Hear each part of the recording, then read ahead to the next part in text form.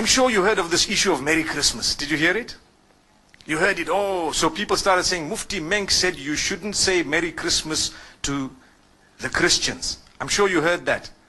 Why do you want to just take a small piece of the statement and hold it out like this and make it seem like we are people who do not believe in, a multicultural coexistence, multi-religious coexistence and so on? Let me tell you, I was asked about it recently in Singapore. And the reason I'm making mention of this is to show you that, look, we're not stupid. But sometimes people who want to look at it based on how the media has portrayed it may come to a decision or a conclusion that is not enlightened. They haven't considered everything. So what happened? You see, I grew up in Zimbabwe. We interacted from a young age with the Hindus, the Christians, the Jews, those who are from the African traditional faiths and so on, and we got along. We mixed in the schools from a young age, and as I grew up, I went to a high school that was purely Christian Catholic. And that was the best option we actually had.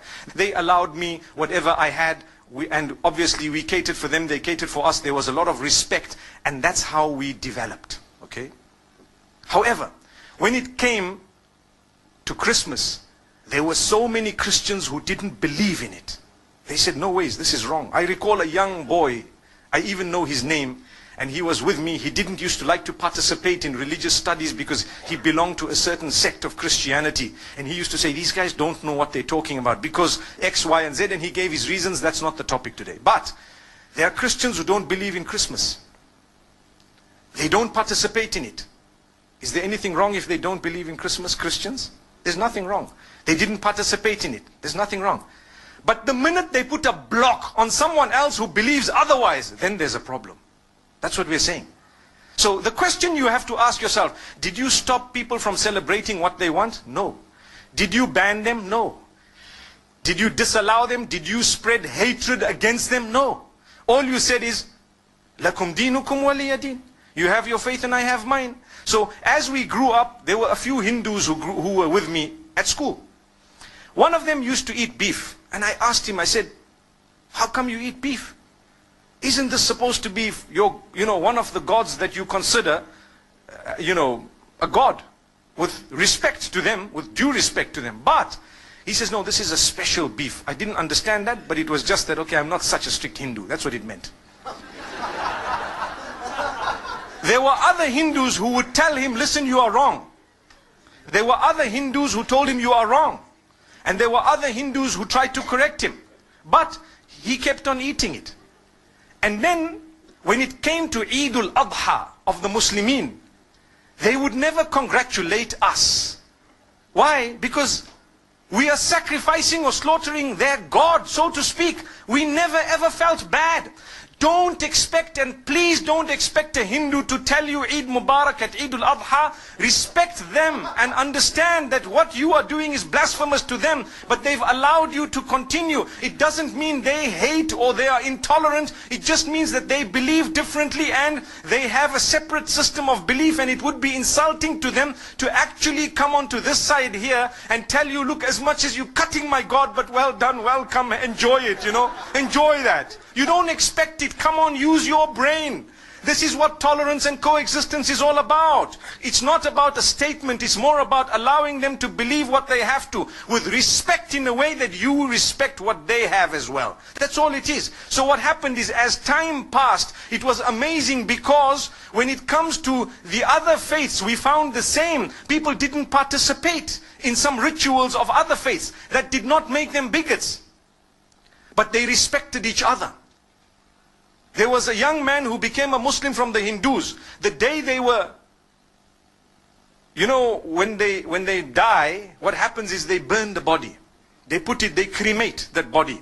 So this young man, his father had died, and they were cremating the body, and they asked him as the oldest son to actually light the fire.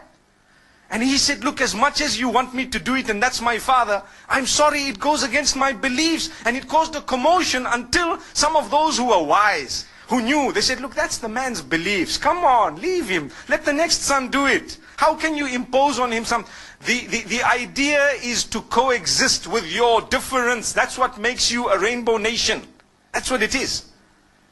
But you don't shove your opinion down the throats of others. Just like now, in the Western world, they are banning you from covering your hair in some countries.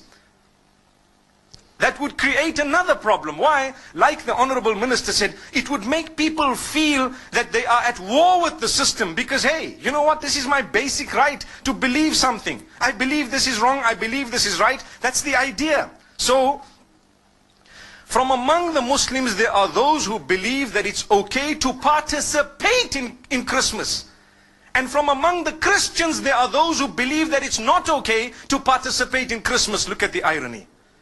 But the idea is, if you believe that, by all means, go ahead. You are answerable to Allah, not to me. If this one believes otherwise, go ahead. But please don't impose it on me. If I don't want, it's one of those things. Come on.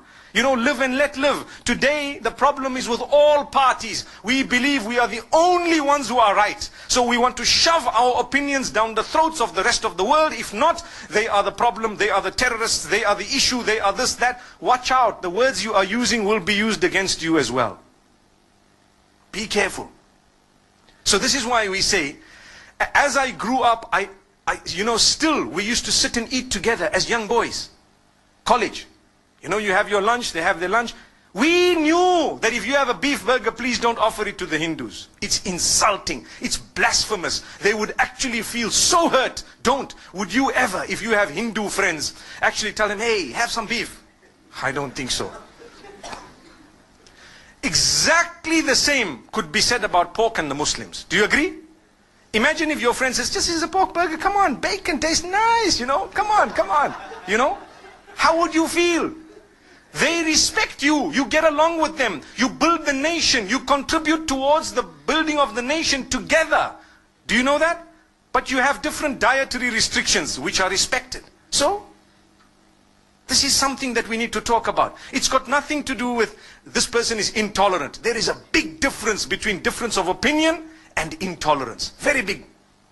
I can differ with you right now. I can differ with you on 100 matters, but I'm so tolerant. I promote tolerance. I promote coexistence. I promote the fact that all of us should contribute towards the development of our nation.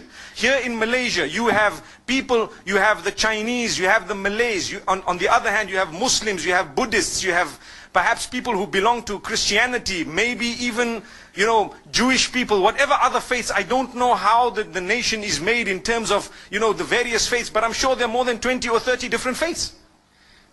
Look at the civil service. You will have people belonging to every race and to every religion, and they are serving the nation. That's what they're doing. What are they doing? Serving the nation.